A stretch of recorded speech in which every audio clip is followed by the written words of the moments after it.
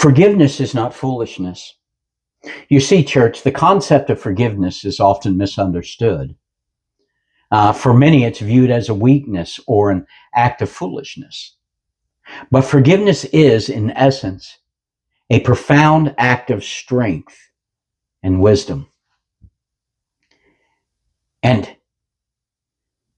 those that are grappling with resentment or hurt inflicted by others, whether the transgressions are monumental or seemingly trivial, many individuals struggle to reconcile their feelings and their emotions and find peace.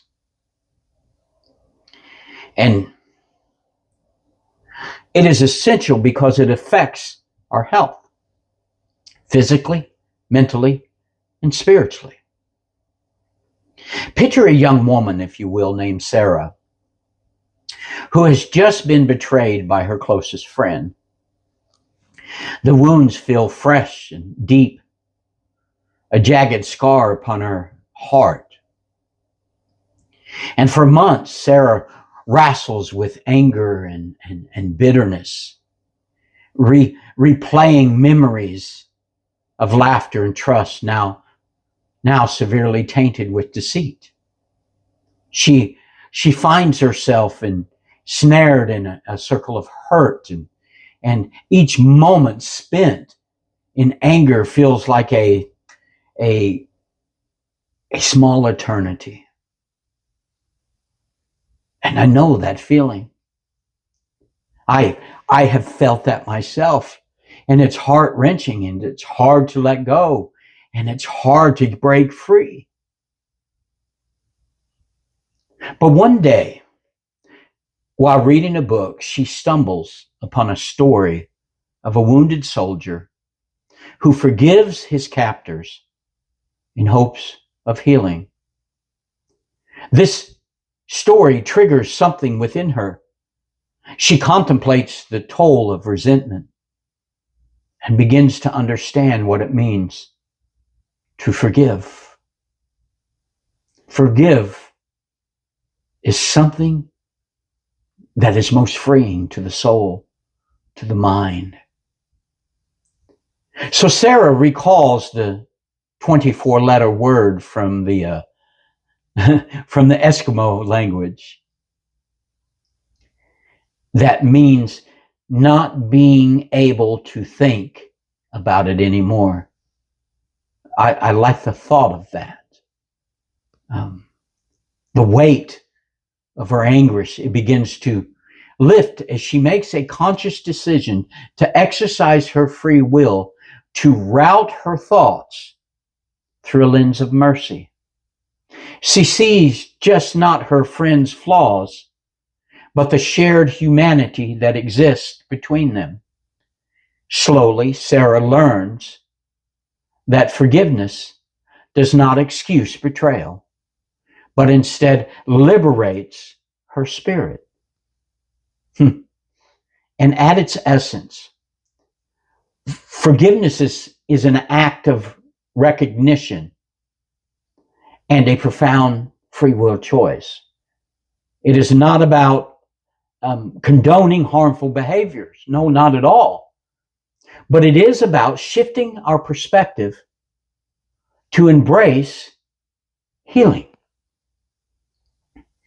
As the story of Jesus underscores a heart burdened with resentment risk, missing the grace we have received is what unforgiveness brings.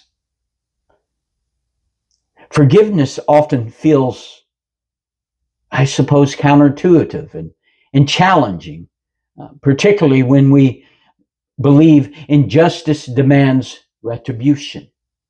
That's how I responded to that.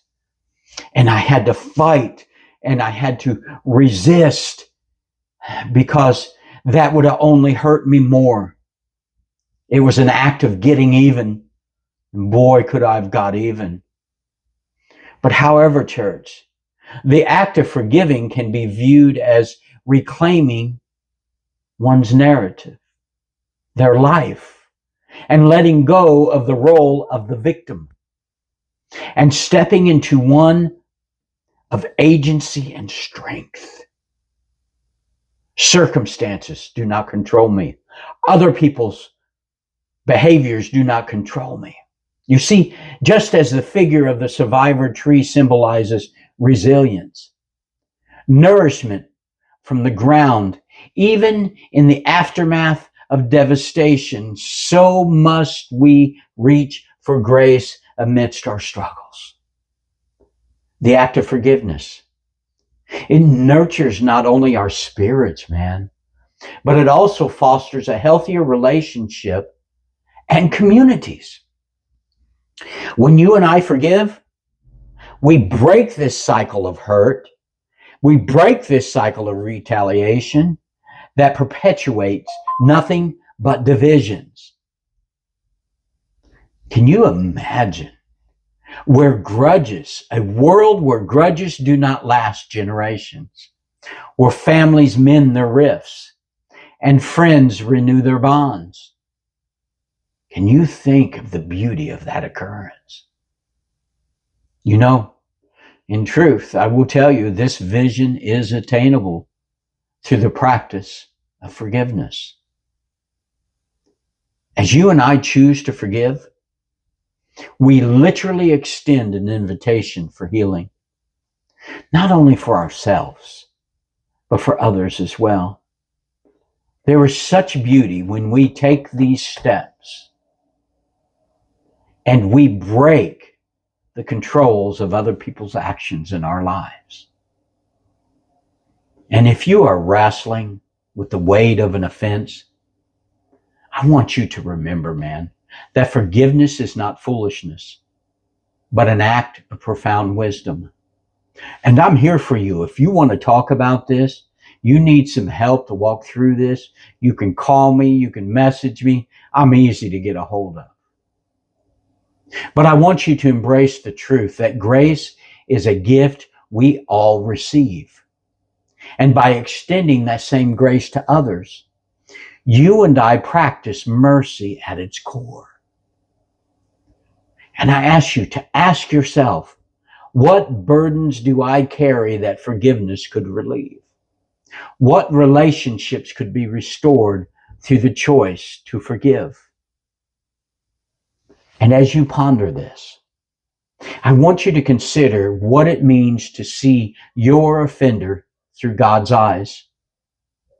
As a fellow recipient of grace, allow yourself to envision the possibilities that await when you choose to release resentment and you choose to embrace forgiveness.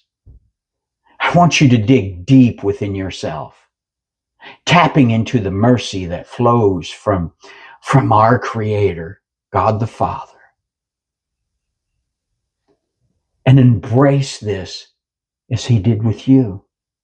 Let forgiveness transform the landscape of your heart so that you may release the chains of bitterness, and so that you may remember that forgiving is not an act of allowing injustice to flourish, but a courageous step toward you and I reclaiming our peace. And are we not entitled to have peace? Yeah, we are. So by choosing to forgive, you acknowledge the power of grace, both in your life and the lives of others. Forgiveness, it's not foolishness.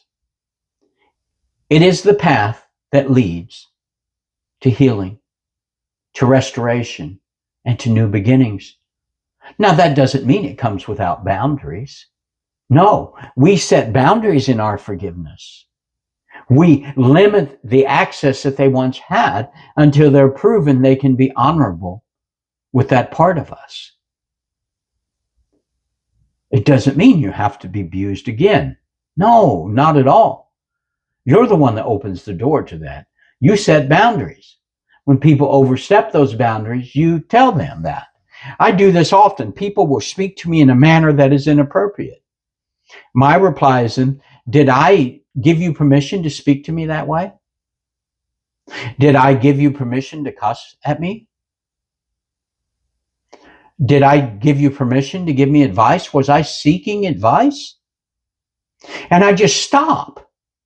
And I don't say anything at all, no matter how long it takes until they respond.